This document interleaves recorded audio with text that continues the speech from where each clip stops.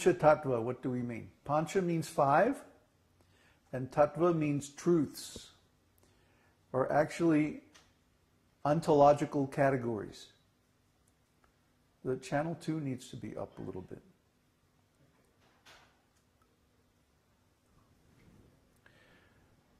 An ontological category is a status of existence. And for example, the human being is a jiva soul. Every living entity is a jiva soul. And that's one category of existence. Another category of existence is material existence. Material objects are in a different category because they're not living. And then there's Krishna, the Supreme Personality of Godhead. And he is in yet a third category of existence. Although he's also a living entity, he's the supreme living entity, the original living entity. Nityo Nityanam Chaitanash Chaitananam. Of all the living entities, there's one supreme living entity. And of all of the conscious beings, there's one supremely conscious being.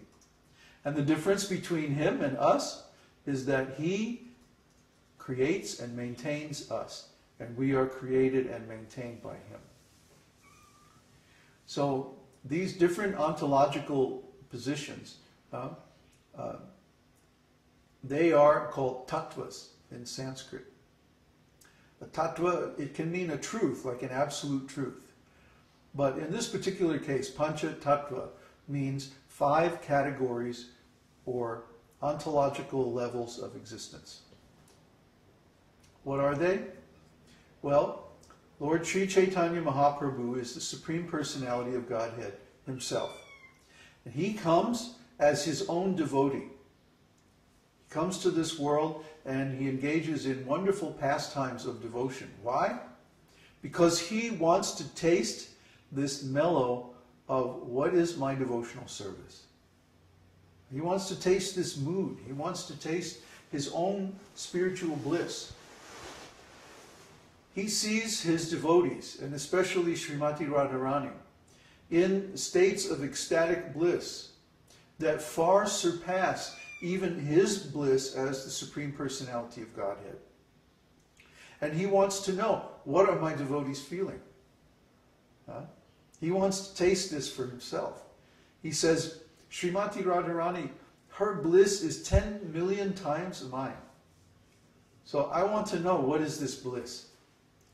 What does she see in me that gives her such tremendous bliss? So Krishna comes as his own devotee. Lord Chaitanya. Chaitya means conscious. And Chaitanya means the living entities. So he comes in the guise of his own living entities, his own creations. And he experiences what it's like for them to worship him and love him. This is Lord Chaitanya. And Lord Nityananda is the expansion of the personality of Godhead. Lord Nityananda is the principal expansion, the first servant of God, and the first guru. He teaches about Krishna in many, many different ways. And in his many different forms, for example, as Sheshanaga, he is always chanting the glories of the Lord with his thousands and thousands of mouths. So we have 2 ontological categories. The Supreme Lord, Sri Krishna Chaitanya Mahāprabhu, and Lord Nityananda, his first expansion. And from Lord Nityananda, all the other expansions of Godhead emerge. For example, Advaita Prabhu. We talked about Advaita last time. Advaita means non-different. And so Lord Advaita Prabhu is non-different from the Supreme Personality of Godhead, and he is considered an incarnation of Mahavishnu. Mahavishnu and Shiva combined. So he represents the Tatashta position between the spiritual world and the material world, because that's where both Lord Shiva and Mahavishnu exist. Of course, Lord Mahavishnu emanates the jivas also. He emanates the jivas and he emanates the Maya Shakti, the illusory energy that creates this material world. So then there's Gadadhar and Shrivas. Gadadhar is very esoteric. Remember, Krishna Chaitanya Mahaprabhu is the personality of Godhead. Lord Nityananda Prabhu is his expansion. Lord Advaita Prabhu is his incarnation. So now, what is Gadadhar? Gadadhar is his internal energy. Gadadhar and all of his associates are known as internal devotees because they embody the energy of Srimati Radharani. Check the rice. It's okay? Okay. So, why does the energy of Srimati Radharani incarnate along with Chaitanya Mahaprabhu? Because Krishna is kind of taking lessons. He is naturally the predominator, the supreme controller, the supreme whole.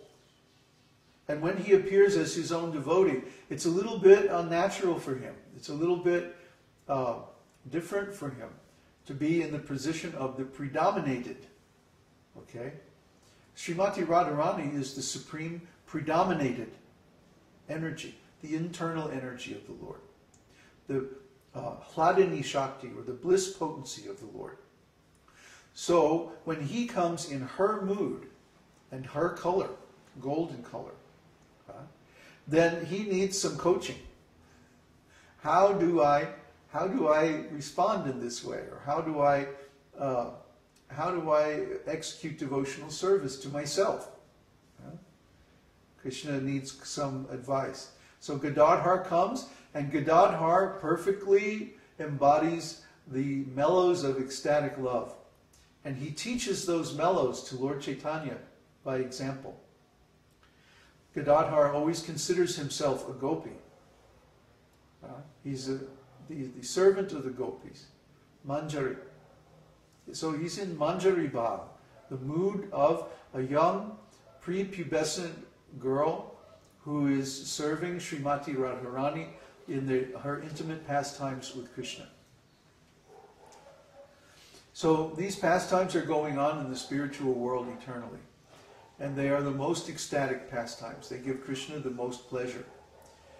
Therefore, the devotees who follow in the footsteps of Srimati Radharani, who become servants of Radharani, and who engage in Krishna's service as if they're young gopi girls, they please Krishna more than any other devotees. Therefore, our lineage strictly follows in this line from Srimati Radharani. We follow in the mood of the gopis. And what is that mood? That we have a lusty desire that Krishna should enjoy. See, in material life, lusty desire means, I want to enjoy. It's very selfish, very greedy. But in the spiritual world, lusty desire means, I want Krishna to enjoy.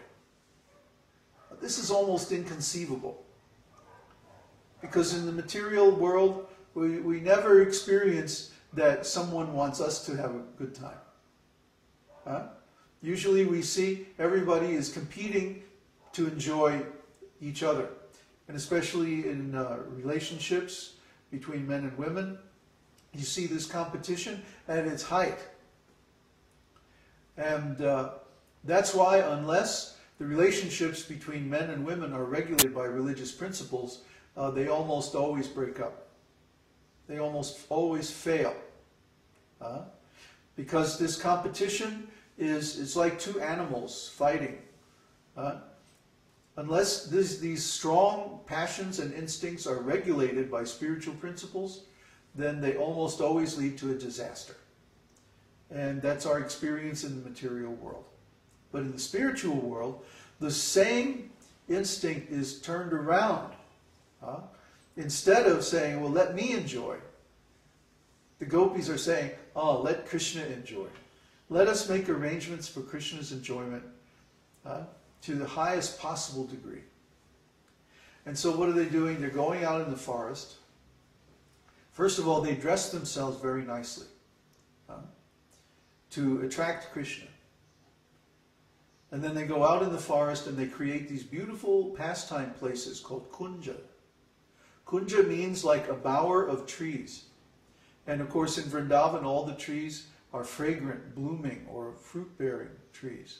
There's no useless trees in Vrindavan. So all the trees in Vrindavan, they have some beautiful qualities. They have some extraordinary qualities. They're called kalpa vriksha, or desire trees, meaning that if you stand under one of these trees and you make a wish, then your wish automatically comes true. So in the material world,